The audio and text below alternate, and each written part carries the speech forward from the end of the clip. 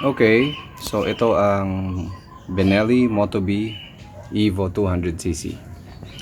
Ang gagawin natin dito ngayon ay ito. Yan, yung rubber na yan. Yan yung rubber na interior na nakabalot doon sa mga rim ng truck doon sa loob. Parang protection sa interior yung. So ito muna nilagay ko dahil natanggal na po yung chain slider nitong swing arm. Kaya nilagyan ko muna ng ganito. Pero kung papansin niyo dito, punit na po. So hindi niya kinaya yung pag-slide ng chain. Kaya napupunit din siya.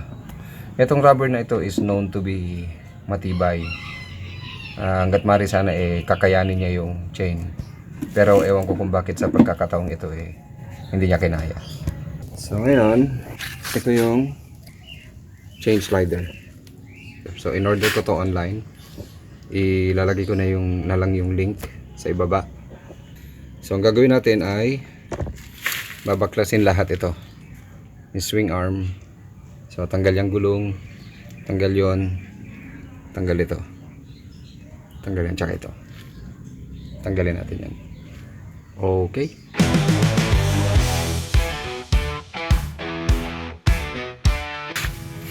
Gagamit kami ng floor jack, tsaka yung isa yung scissor jack.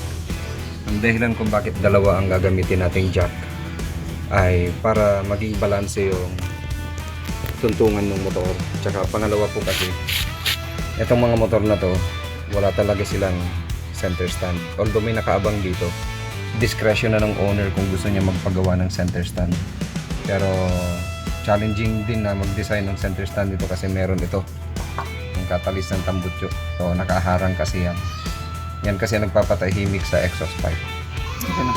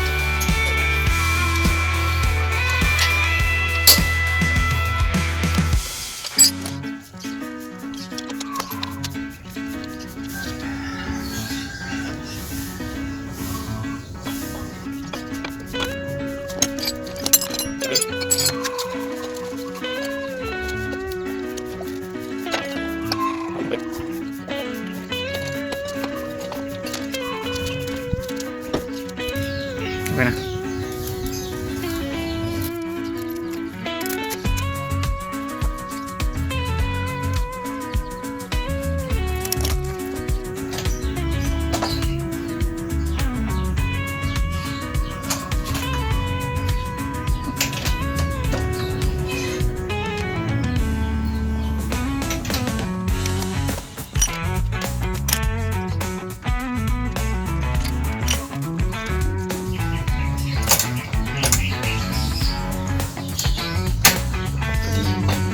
Uy.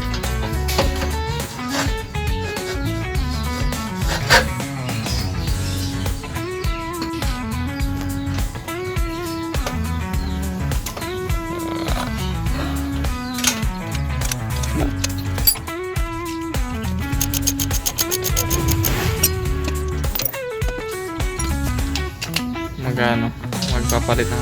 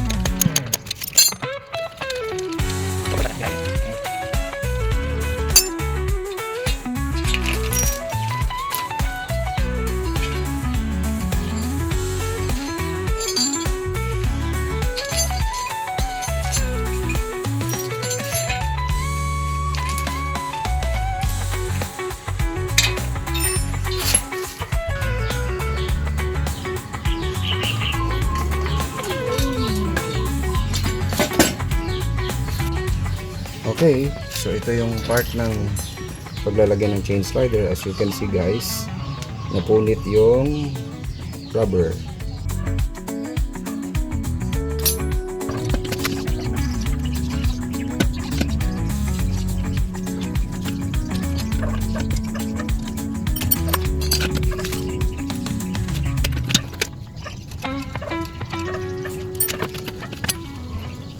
Okay, ikakabit na natin. Yung iba, ang ginagawa nila, hindi naman talaga nila binabaklas ito, hindi na nila ito inaalis dyan. Hindi na nila alis. Nakakabit ito. Ang gagawin na lang nila ay kinakat nila ito.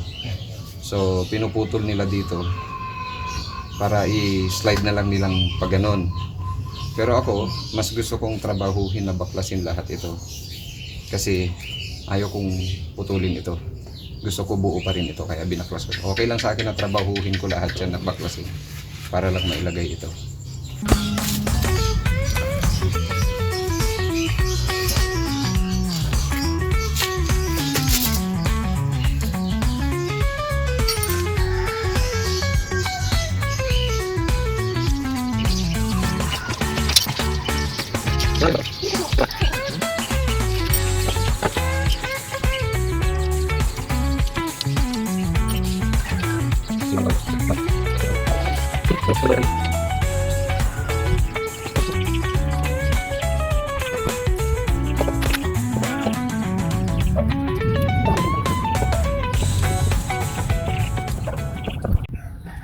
Okay. Ano siya?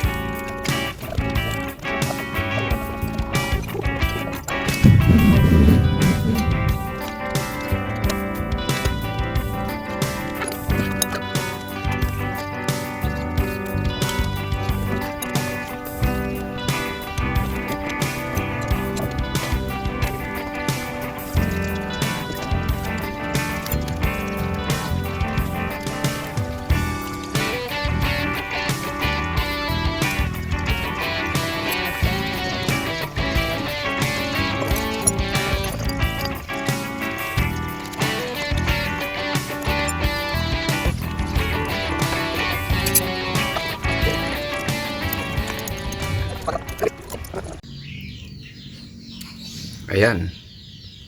So, okay na siya.